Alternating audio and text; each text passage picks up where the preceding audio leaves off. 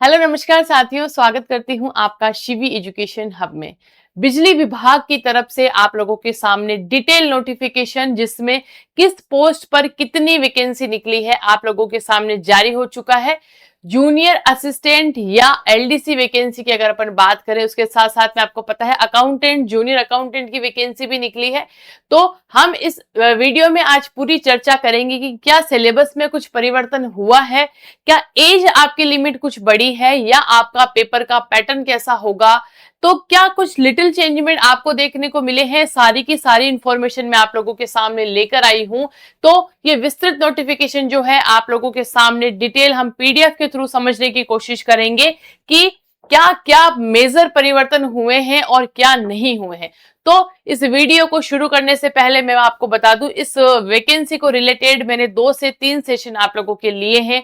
Major changement कुछ भी नहीं हुआ है। लोगों के मन में था कि ग्रेजुएशन को लेकर के ग्रेजुएट बच्चे ही शायद इस वैकेंसी में बैठ पाएंगे, पर अब आपने अगर सीनियर सेकेंडरी यानी कि 12th कक्षा भी पास करी हुई है, तब भी आप इस बिजली विभाग में निकलने वाली एलडीसी भर्ती के पात्र होंगे, आप परीक्षा दे पाएंगे। पहली और सबसे अच्छी बात। दूसरी महत्वपूर्ण बात, इस पीडीएफ को मैंने अच्छे से नोटिस किया है, अच्छे से देखा है। आपका एज क्राइटेरिया भी मतलब 18 से 40 वर्ष की उम्र होती है, लेकिन इसमें आपको 3 वर्ष की एक्स्ट्रा छूट देकर 18 से लेकर 43 ईयर तक आप फॉर्म भर पाएंगे। अब देखिएगा, अब मैं डायरेक्ट क्या करती हूँ, नोटिफिकेशन की जो हमारी पीडीएफ है, हम डायरेक्ट बिना समय खराब करे हुए एक बार वहीं चलते हैं, जिससे कि आप विद्यार्थियों को और ज्यादा कंफर्म हो जाएगा और ज्यादा आप लोगों को क्या होगा, क्लियर हो जाएगा। ये देखो, आप सबको बड़े अच्छे से पता है कि ये 5 डिपार्टमेंट होते हैं आप लोगों के सामने, जिसके अंतर्गत हम फॉर्म भर सकते हैं। आपको अच्छे से पता है इस बारे में।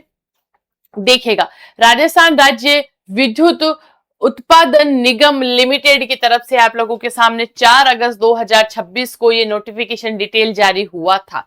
आपको सबको दिखाई दे रहा है। इसमें देखिएगा, जैसे कि जितनी पोस्ट आप लोगों को बताई गई थी कि 765 पोस्ट पर आप लोगों के एलडीसी वैकेंसी आने वाली है, सेम वही पोस्ट रही है।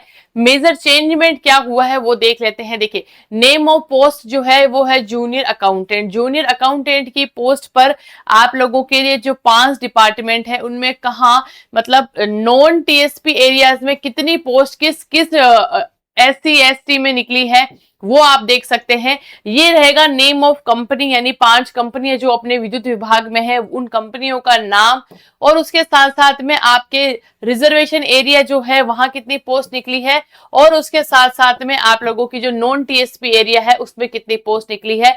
वो आप, जब मैं आपको ये नोटिफिकेशन टेलीग्राम पे सेंड करूंगी, जब आप आराम से जाकर डिटेल में चेक कर लेना कि कहाँ आपके क्षेत्र में या आपकी कास्ट की कितनी नोटिफिकेशन यहाँ आपको देखने को मिलता है। ठीक है, मेन जो डिटेल अपन करते हैं वो देखिए, अपन जूनियर असिस्टेंट या कमर्शियल असिस्टेंट सेकंड, ये आप सब लोगों की पोस्ट है, जिसमें 765 पोस्ट किन किन कास्ट में कैसे कैसे डिवाइड हुई है, कितने नॉन टीएसपी में है, कितने टीएसपी में है ना। ये सारी पोस्टों के नाम है। ये आपकी सीटों के अलॉटमेंट है, जो आप आराम से चेक करेंगे जब मैं आपको टेलीग्राम पर इसका भेज दूंगी। अब मेन बात करेंगे अपन, पीडीएफ जो मैं आपको टेलीग्राम पे सेंड करूंगी, आप वहां जाकर अपना पोस्ट चेक कर सकते हैं। मेन जो बात करते हैं वो आते हैं, देखिए अपन पे स्केल या आपका कितना होता है। तो देखो, इसमें लिखा हुआ है जूनियर अकाउंटेंट की जो पोस्ट है वो कॉरस्पॉन्डिंग लेवल 10 की पोस्ट है, और आपके जूनियर असिस्टेंट या जिसके अपन एलडीसी बोल रहे हैं वो आपके लेवल 5 यानी कि पटवार जितना होता है उस ग्रेड पे की ये पोस्ट है।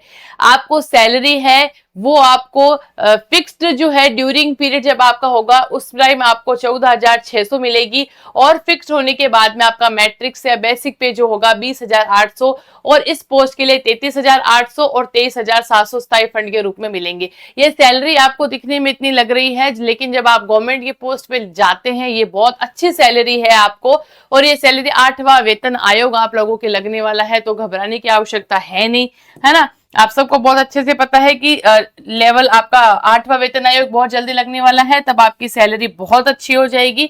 तो सैलरी को लेकर कतई भी घबराना नहीं है ना। आगे चलते हैं। देखो, एजुकेशन क्वालिफिकेशन जैसे मैंने आपको पहले ही बताया था कि अब आप लोगों के लिए एजुकेशन वो है वो 12th कक्षा यानी सीनियर सेकेंडरी यहाँ लिखा हुआ है।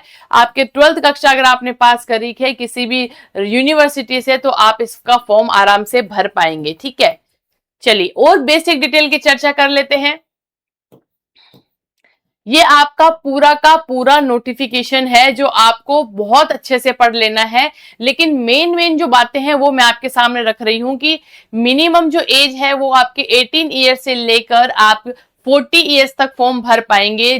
ठीक है, लेकिन ये एज आपकी जो है वो 1 जनवरी 2027 तक 43 साल तक भी आप फॉर्म भर पाएंगे, यानी कि अपर एज लिमिट जो है वो 43 ईयर्स रखी गई है और मिनिमम एज जो है वो आपके 18 ईयर रखी गई है। ठीक है, ये है। उसके अलावा ये भी दिया हुआ है कि 5 ईयर और 3 ईयर की आपको जो आरक्षण वर्ग है उन लोगों को छूट भी मिल सकती है। और क्या चाहिए भाई, पढ़ने वाले बच्चे देखो इसी एज तक ही पढ़ते हैं, इसके बाद में आप पढ़ाई नहीं कर पाते हो। पर फिर भी अगर आप लोगों के दिमाग में एज क्राइटेरिया को लेकर कोई सवाल है तो आप देख सकते हैं, बहुत अच्छे से एज रिलैक्सेशन बहुत अच्छी दी हुई है।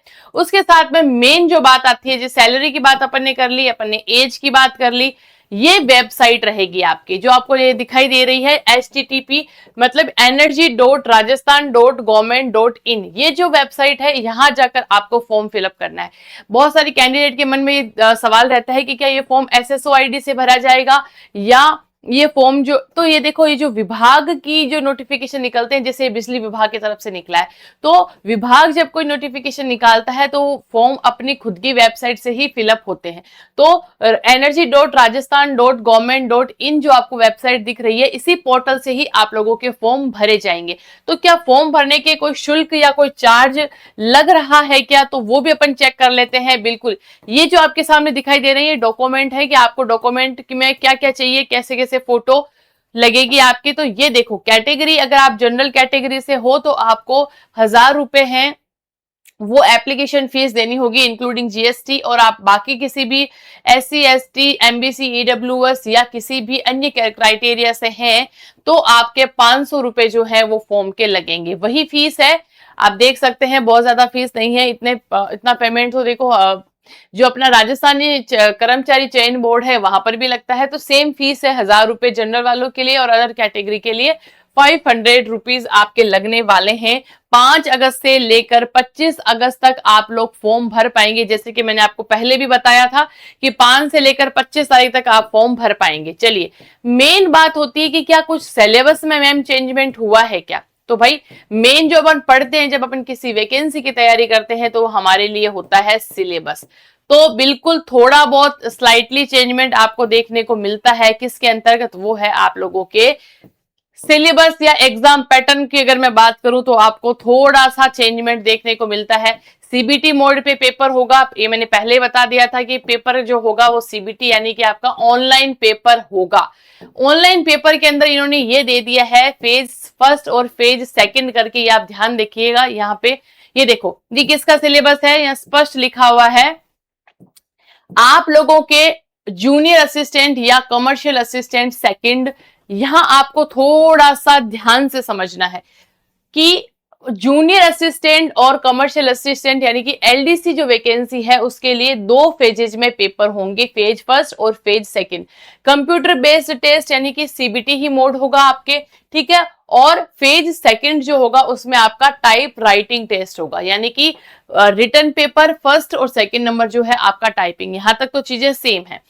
फेज फर्स्ट में आपका लिखा हुआ है कि स्टेज 1, फेज फर्स्ट के अंदर भी 2 स्टेजेस होंगे, जिसमें पहली स्टेज में आपका प्री एग्जाम होगा और स्टेज सेकंड में मेन एग्जाम होगा, ठीक है। 2 पेपर लिए गए हैं, प्री और मेन। और स्टेज 1 जो होगा वो आपका सिर्फ और सिर्फ शॉर्ट लिस्ट करने का होगा, यानी कि प्री और मेन 2 एग्जाम इन्होंने बोला है कि प्री एग्जाम करवाएंगे, उसमें सिर्फ और सिर्फ बच्चों को शॉर्ट लिस्ट करेंगे और 10 गुने कैंडिडेट पास होकर मेंस में जाएंगे। उन 10 गुना कैंडिडेट की छंटनी होने के बाद में 3 गुना विद्यार्थी टाइपिंग टेस्ट के लिए जाएंगे। अब आप इस बात को ध्यान से समझो, नेगेटिव मार्किंग भी आप लोगों के दिमाग में आती है कि नेगेटिव मार्किंग है या नहीं। तो देखो, प्री एग्जाम जब क्वालिफाइंग टेस्ट होगा वो भी सीबीटी मोड पे होगा, सेम सिलेबस है, वहां आपका नेगेटिव मार्किंग नहीं रहेगा। वहां से पास होने के बाद जब आप मेंस एग्जाम में जाओगे वहां आपको नेगेटिव मार्किंग दिखाई देगी। इंटरव्यू नहीं है, ओनली प्री और मेंस है। प्री एग्जाम में सिर्फ आपको पास करना है। 40% का क्राइटेरिया रखा गया है कि 40% वेटेज है, आपको फेज फर्स्ट में पास करना है और मेन एग्जाम में जाने के लिए 40% वेटेज आपको चाहिए। पास होते ही आप मेंस के लिए जाओगे, वहां नेगेटिव मार्किंग रहेगी। और जो आपका टाइपिंग टेस्ट है उसका वेटेज आपके 60% है और जो स्टेज फेज 1 है उसका वेटेज आपके 40% है। नेगेटिव मार्किंग मैंने आपको पहले बता दी है कि प्री में नहीं है और मेंस में आपके नेगेटिव मार्किंग है, इंटरव्यू नहीं है। अब फेज फर्स्ट जो है for pre examination as well as main examination, मतलब प्री और मेन एग्जाम में सिलेबस सेम है। क्या क्या सिलेबस है? सेम सिलेबस है। रीजनिंग है, आपके मेंटल एबिलिटी है, हिंदी है, इंग्लिश है और इस बार कंप्यूटर आपके नहीं है। तो देखो, हिंदी है, इंग्लिश है, मैथमेटिक्स है, रीजनिंग है, 4 सब्जेक्ट तो ही है। General knowledge and everyday science है, यानी कि साइंस और जनरल नॉलेज को मिलाकर आप लोगों का वेटेज है जो बहुत कम 15 नंबर का है। यानी कि जो थर्ड पार्ट है एवरीडे साइंस और जनरल नॉलेज मिलाकर आपके 15 नंबर का। इसमें आपको साइंस भी पढ़नी है, साइंस के तीनों चारों सब्जेक्ट, साथ में इंडिया लेवल का जो जीके है वो भी है, यानी कि वेटेज बहुत कम है। आपको मेन तैयारी जो करनी है वो हिंदी, इंग्लिश, मैथमेटिक्स, रीजनिंग और राजस्थान जीके की करनी है।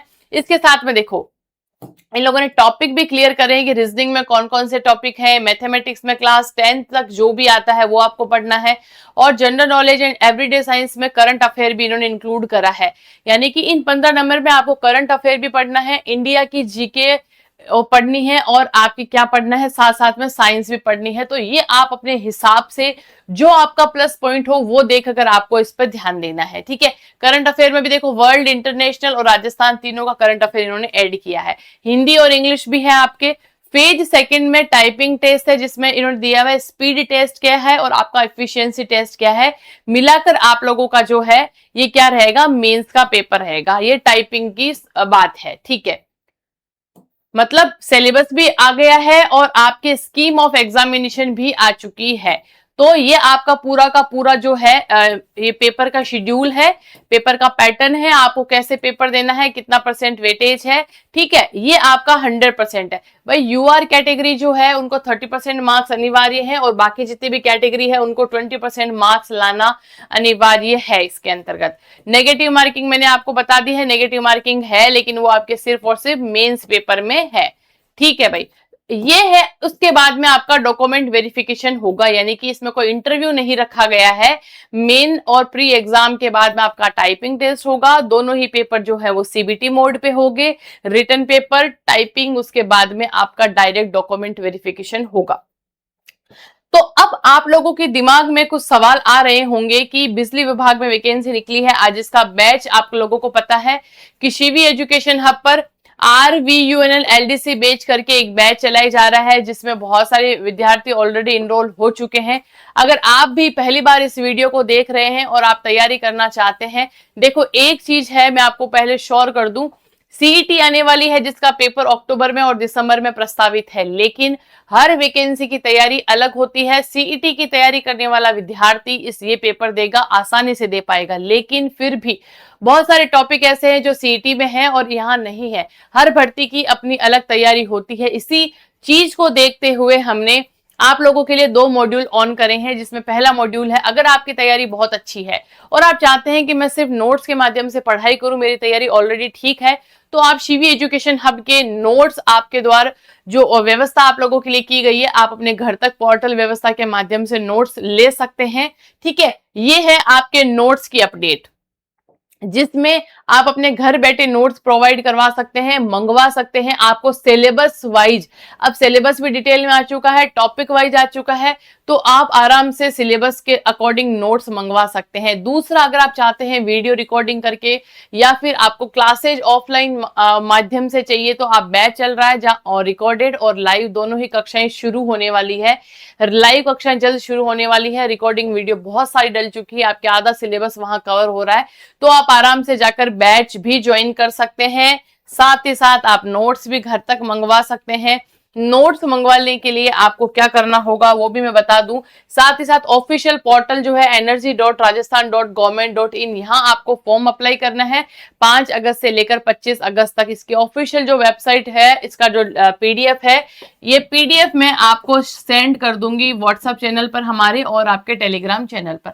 आप व्हाट्सएप चैनल और टेलीग्राम चैनल से भी जुड़ सकते हैं, जहां आपको समय समय पर हर प्रकार की न्यूज जो है वो दी जाती है। अब देखिएगा, एक कॉन्टेक्ट नंबर मैं स्क्रीन पे शेयर कर रही हूं, 9680317291। अगर कोई भी कैंडिडेट इसकी तैयारी बहुत अच्छी है और वो नोट्स अपने घर तक मंगवाना चाहता है, तो वो ओनली व्हाट्सएप पर मैसेज करेगा एलडीसी नोट्स करके।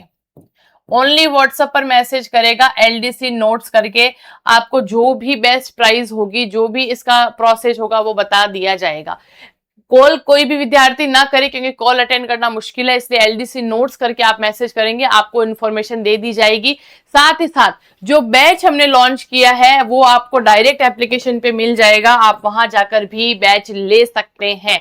इस बैच की प्राइस जो है आप लोगों के लिए बहुत ही अच्छी प्राइस है। आप आराम से जाओ और अपनी क्लासेस लो और तैयारी को शुरू करो। ठीक है, ये आपका पूरा का पूरा आज का सेशन था हमारा विस्तृत नोटिफिकेशन जो डिटेल में हुआ है उसको लेकर। हाँ, ओबीसी की पोस्ट बहुत कम निकली है, तो ये बातें अपन बाद में भी डिस्कस करेंगे, और एक नोटिफिकेशन आने वाला है उसके बाद में कि कितनी पोस्ट पर कहाँ निकली है, आपको कैसे तैयारी करनी है। तो ये वीडियो आज आप लोगों के लिए बहुत महत्वपूर्ण है, आप अपनी तैयारी को अभी से शुरू कर दो। पेपर जो होने वाला है वो इसका दिसंबर तक हो जाएगा, इसी साल 2027 तक दिसंबर तक आपका पेपर भी हो जाएगा।